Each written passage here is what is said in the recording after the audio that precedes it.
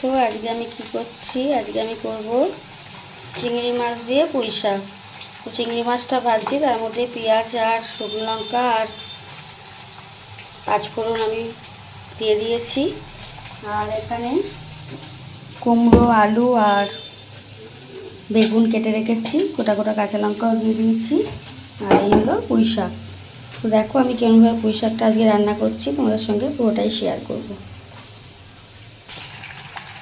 চিংড়ি মাছ আর পেঁয়াজটা ভাজা হয়ে গেছে। এবার দেখো আমি এর মধ্যে কেটে রাখা সবজিগুলো দিয়ে দেবো।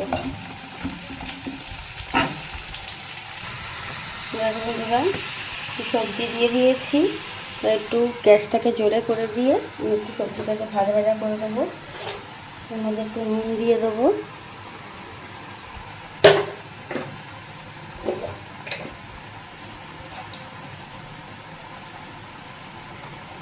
আর একটু হলুদ দিয়ে দিলাম। দিয়ে ভালো করে নাড়াচাড়া করে একটু ভাজা ভাজা মতো করে নেব।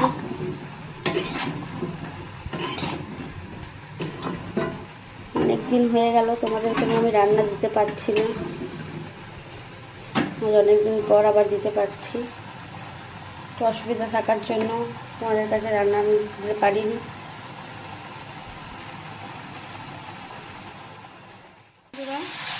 কুমড়ো, আলু, বেগুন ভাজা হয়ে গেছে অনেকটাই।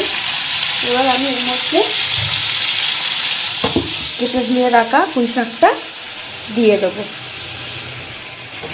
এর মধ্যে ফোড়নে শুধুই আমি পেঁয়াজ আর পাঁচফোড়ন আর শুকনো লঙ্কাই দিয়েছি, আর কিছু দিইনি।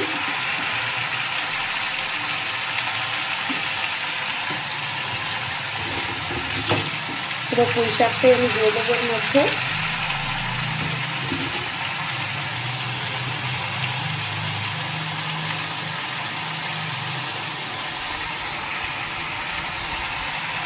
তো দেখো পুরো পুঁই শাকটা আমি দিয়ে দিয়েছি। গ্যাসের ফ্লেমটা একটু আস্তে করে দিয়েছি, দিয়ে এটাকে ঢাকা দিয়ে দিই। এটা নরম হোক, তারপর আবার আসছি। তো দেখো বন্ধুরা, আমি ঢাকনাটা খুলে একটু নেড়ে চেড়ে দিয়েছি। এখন অনেকটাই মজবে, দেখো বুঝতে পারবে। নেড়ে চেড়ে না দিলে নিচে যে আলুগুলো আছে, কুমড়ো, আলু, ওগুলো ধরে যাবে। ওই জন্য নেড়ে চেড়ে দিলাম। এখন অনেকটাই হবে, তারপর তোমাদের আবার আমি দেখাচ্ছি, সাথে থেকো আমার। তো একটু ঢাকনাটা খুলে দেখে নিই কতটা মজলো। তো দেখো অনেকটাই মজে এসছে। তো আমি তখন ভাজার সময় অল্প করে নুন দিয়েছিলাম, হলুদ দিয়েছিলাম। তো এখন আমি পরিমাণ মতো নুন আর হলুদটা আবার দিয়ে দেবো।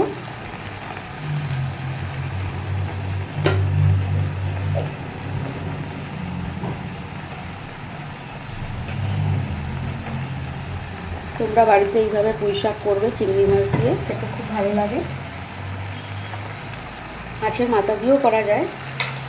এর আগে একদিন মাছের মাথা দিয়ে করেছিলাম, তো আজকে একটু চিংড়ি মাছ দিয়ে খেতে ইচ্ছা করলো, তাই একটু চিংড়ি মাছ দিয়ে আজকে করলাম। দেখো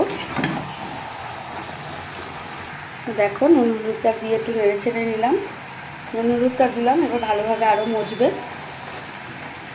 এখনও অনেকটাই বাকি আছে। এবার এটাকে হওয়ার জন্য ঢাকা দিয়ে দিই, হোক ততক্ষণ। বন্ধুরা 15 মিনিট হয়ে গেছে। এবার আমি একটু খুলে দেখি এটা কতটা কি হয়েছে।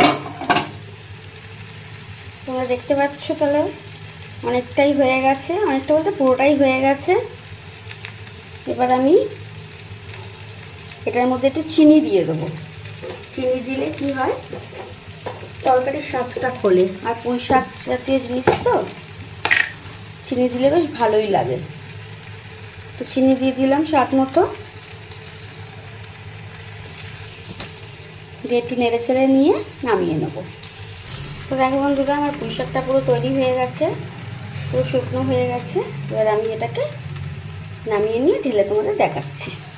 তো দেখো বন্ধুরা, আমার পুঁই শাকটা পুরো তৈরি হয়ে গেছে, পুঁই শাক দিয়ে চিংড়ি মাছ। তো তোমাদের আমার রেসিপিটা কেমন লাগলো অবশ্যই কিন্তু কমেন্ট করে জানিও। আর অনেক দিন ভিডিও না দেওয়ার জন্য আমি খুবই দুঃখিত।